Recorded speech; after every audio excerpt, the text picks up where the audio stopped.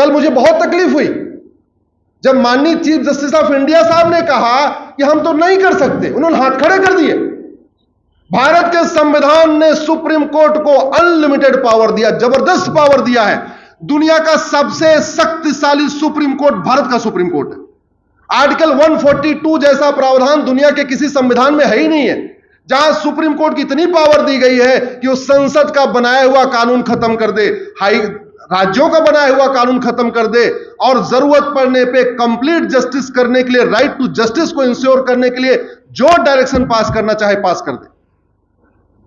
जब वो केस आया तो मुझे लगा कि शायद आज इस मामले में देश की सभी राज्य सरकारों को नोटिस होगा कि भाई justice with in year possible है कि नहीं है। दुर्भाग्य, हाथ खड़े कर दिए। और नतीजा क्या हो रहा है? भारत में घुसपैठ इसलिए होती है कि कानून सड़ा हुआ है और घुसपैठियों को सजा नहीं मिलती। भारत में सड़क के किनारे अवैध निर्माण इसलिए होता है क्योंकि कानून सड़ा हुआ है और अवैध निर्माण करने वालों को सजा नहीं मिलती। भारत में ड्रग स्मगलिंग के जरिए हमारी यंग जनरेशन को बर्बाद किया जा रहा है और वो इसलिए हो रहा है क्योंकि ड्रग स्मगलिंग का कानून हमारा सड़ा हुआ है और सजा नहीं मिलती। गूगल करके देख लेना, सिंगापुर में एक व्यक्ति के पास 900 ग्राम गांजा मिला था, 6 महीने के अंदर उठा के उसको फांसी दे दिया। अब किसी की हिम्मत है सिंगापुर में गांजा लेके घूमने की? हमारे medical college, engineering college, university, जितने भी कॉलेज हैं, बड़े प्लान्ड वे में हिंदुओं के बच्चों को बर्बाद करने के लिए वहां पे ड्रग की सप्लाई हो रही है। और ये क्यों चल रहा है? क्योंकि न तो कठोर कानून है और जो सड़ा हुआ है भी उसमें भी सजा नहीं हो रही।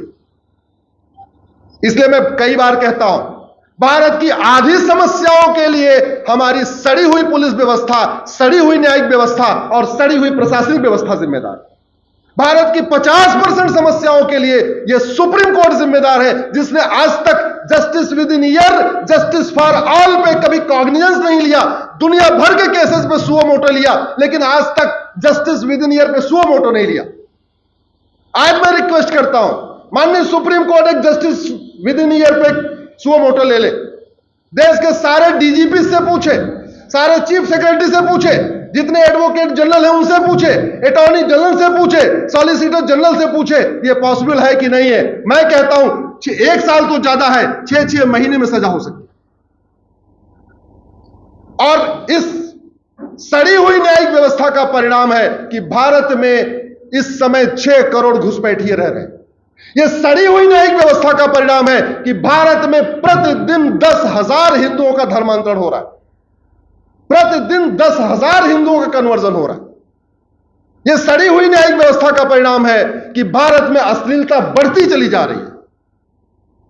सब कुछ समाज करेगा क्या? अरे सब कुछ समाज कर लेगा तो यह कार्यपालिका, न्यायपालिका, विधायिका ये किस काम के लिए है? सब कुछ समाज कर लेगा तो एक कलेक्टर, कप्तान, थानेदार, हवलदार ये किस काम के लिए? समाज का जागृत होना जरूरी है, लेकिन सब कुछ समाज कर लेता तो भगवान राम को यह नहीं कहना पड़ता भय बिन होय न प्रीत। अगर सब कुछ समाज कर लेता तो भगवान कृष्ण को यह नहीं कहना पड़ता सठे साठ्यम समाचरित। भारत की जितनी समस्याएं हैं इसमें से 50% समस्याओं का समाधान तो केवल और केवल अंग्रेजों की पुलिस व्यवस्था, अंग्रेजों की प्रशासनिक व्यवस्था, अंग्रेजों की न्यायिक व्यवस्था को बदल के किया जा सकता है, जस्टिस विद इन ईयर लागू करके किया जा सकता है। और एक बात मैं बता दूं, सड़ी हुई न्यायिक व्यवस्था के कारण भारत की डेमोग्राफी बदल रही है। डेमोग्राफी बदलने का 3 कारण है: घुसपैठ, धर्मांतरण, जनसंख्या विस्फोट। 90,000 बच्चे पर डे पैदा हो रहे हैं, इसमें से लगभग 50% हिंदू बच्चे पैदा हो रहे हैं। 10,000 हिंदुओं का कन्वर्जन हो रहा है। और घुसपैठ के ऊपर मेरी पीआईएल 2017 से चल रही है। जब मैंने 2017 में फाइल किया था उस समय कहा था कि 5 करोड़ आ चुके हैं। उनकी संख्या बढ़ते बढ़ते बढ़ते बढ़ते गए, जाना तो बंद हुआ नहीं, आना जारी रहा। यहां भी जनसंख्या विस्फोट होता रहा। लगभग वो 5.5 करोड़ से 6 करोड़ के बीच में हो चुके हैं। 2017 से मैंने फाइल किया तब 5 करोड़ थे, अभी 5.5 करोड़ हो चुके। अब इसमें आप वाई एनालिसिस करिए। घुसपैठ के मूल कारण की वाई-फाई एनालिसिस करिए और धर्मांतरण के रूट काज की वाई-फाई एनालिसिस करिए।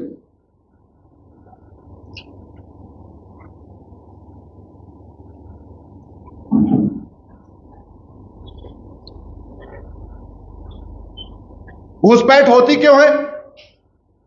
4000 किलोमीटर की बाउंड्री खुली हुई है। घुसपैठियों को पता है कि भारत में 1946 वाला फॉरेनर एक्ट चल रहा है, जहां मैक्सिमम 3 साल की सजा होगी या जुर्माना होगा। हम 1946 का फॉरेनर एक्ट आज तक नहीं बदल पाए। अगर हमने एक कानून बनाया होता कि भारत में घुसपैठ करना गंभीर अपराध है, पकड़े जाने पे 10 से 20 साल की सजा होगी, और उसका बैनर बनवा के पूरे बांग्लादेश के बॉर्डर पे 1-1 किलोमीटर पे लगा दिया होता, जैसे हम घरों में लगाते हैं, सावधान रहें यहां गेट पे बहुत खूंखार कुत्ता खड़ा हुआ है, लगाते हैं ना घर पे, सावधान रहें आप सीसीटीवी के कैमरे की निगरानी में, लगाते हैं कि नहीं लगाते? अल्ट्रासाउंड जहां टेस्टिंग होती है वहां लगाते हैं, यहां लिंग परीक्षण नहीं होता है, पकड़े जाने पे गंभीर सजा होगी, लगाते हैं ना? अगर हमने केवल इतना ही कर दिया होता कि भारत में घुसपैठ करना और घुसपैठियों की मदद करना दोनों इंपॉर्टेंट, ध्यान रखिएगा, घुसपैठ करना और घुसपैठियों की मदद करना यह गंभीर अपराध है, पकड़े जाने पे दोनों को 10 से 20 साल सजा होगी।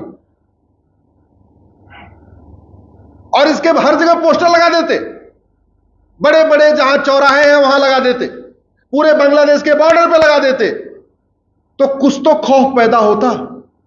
खौफ ही नहीं है, खौफ ही नहीं है। 2000 रुपए देके बॉर्डर से अंदर आते हैं, 2000 रुपए में हमारे ही लोग अपना ईमान बेच रहे हैं, घुसपैठियों को ले आ रहे हैं 2-2 हजार में। जिनकी ड्यूटी है घुसपैठियों को रोकने की, वो 2000 रुपए में घुसपैठियों को अंदर अलाउ कर देते।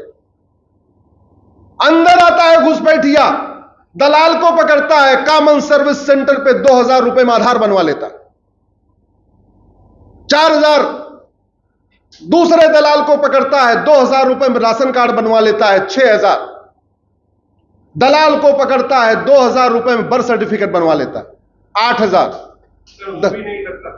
दलाल को पकड़ता है, 2000 रुपए में मैक्सिमम। मैं दिल्ली और मुंबई का रेट बता रहा हूं, गांव में इससे कम है, सस्ता, मैं आपसे बिल्कुल एग्री कर रहा हूं, सस्ता है इससे। दलाल को पकड़ता है और 2000 रुपए में वो डोमिसाइल सर्टिफिकेट यानी निवास प्रमाण पत्र बनवा लेता है। फिर दलाल को पकड़ता है, 3000 रुपए में ड्राइविंग लाइसेंस बनवा लेता है और जनधन खाता खोल लेता है,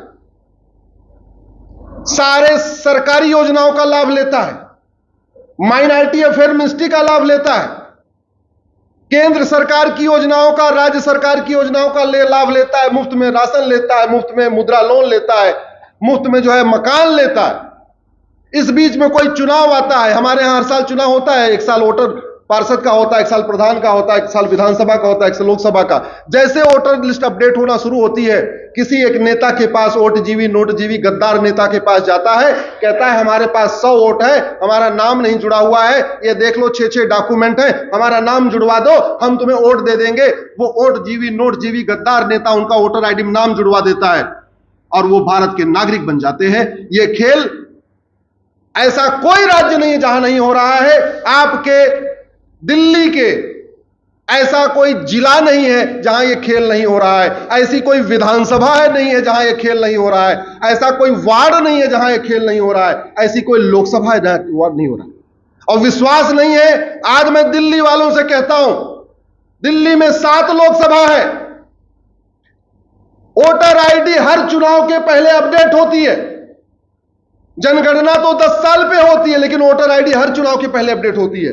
आज की 2024 की लोकसभा की वोटर लिस्ट को 1999 की वोटर लिस्ट से कंपेयर कर लो, केवल 25 साल पुरानी। हम 1950 के वोटर लिस्ट या 1960 के वोटर लिस्ट की बात नहीं कर रहे, मैं तो कह रहा हूं केवल 25 साल पुरानी वोटर लिस्ट को कंपेयर करके देख लो। तुम्हारे विधानसभा की डेमोग्राफी बदल गई है, तुम्हारे लोकसभा की डेमोग्राफी बदल गई है और तुम्हारे वार्ड की भी डेमोग्राफी बदल गई।